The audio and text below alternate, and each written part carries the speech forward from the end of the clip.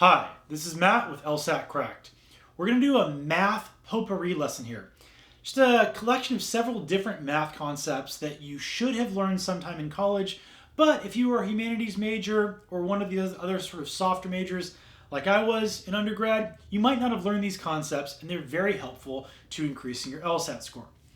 Concept number one, the idea of sets. Sets, just a fancy word for group. So a subset is a small slice of that larger set. It's fully subsumed within that set. Here's an example. A bulldog, that's a subset of all dogs because a bulldog is a type of dog. Dog is a subset of mammals because a dog is a type of mammal. Mammals are a subset of animals because a mammal is a type of animal. Right? So the larger group can be referred to as a superset. Right? Dogs are a superset of bulldogs. And vice versa, the smaller set can be referred to as a subset. Animals would be the superset. Mammals, though, would be the subset of animals. The thing you need to know for the LSAT is that the superset is always going in the necessary condition, like follows. If it's a bulldog, we know it's a dog. If it's a dog, we know it's a mammal. If it's a mammal, we know it's an animal. Transitive conclusion, a required condition of being a bulldog is that that thing must be an animal. If it's not an animal, contrapositive. If it's not an animal, it's not a bulldog. Concept number two, you don't know as much as you think you do when you're dealing with an absolute number. You don't know very much about what's happening in percentage terms. Say they tell you that the U.S. otter population went up by 70,000 otters last year. Emotionally, that feels like, wow, huge change. But what do you know in percentage terms?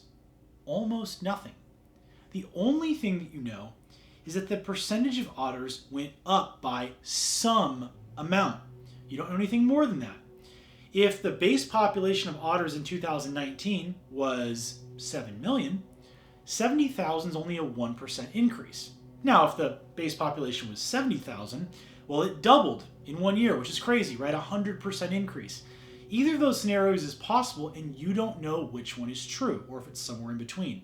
So the takeaway lesson here is realize that percentage increases don't tell you much about numerical increases, and vice versa, unless you have the requisite amount of information in terms of the starting number. Okay. Lesson number three. It's very important to realize that when we make a comparative claim, you don't know very much. So for example, John is a faster typist than Aaron. You know almost nothing about these two guys. You simply know that John cannot be in last place because he's faster than Aaron. You also know that Aaron can't be the fastest typist in the world because John is faster than him. But that's basically it. The two of them could be elite level typists going at like 220 words per minute, right? And 221 respectively, right? Or they could both be terrible at typing. They could be the two slowest typists in the world. You just know that John's at least a little bit faster than Aaron. That's it. That's all you know. These three concepts are generally very helpful for a variety of LSAT problems where you get a piece of numerical information and a lot of students either one, equate numbers with percentages, or two, think they know something more absolute than they actually do.